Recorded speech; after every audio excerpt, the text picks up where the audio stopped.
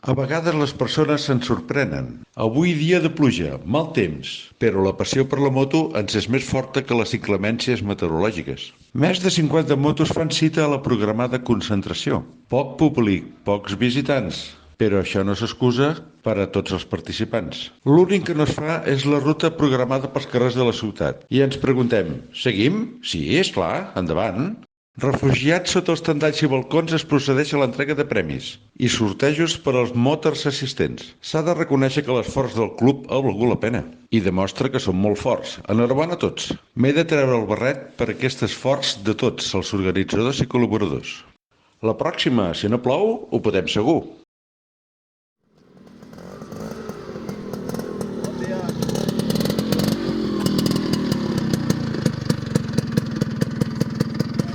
Ja em veig? A Vallbona. Vallbona.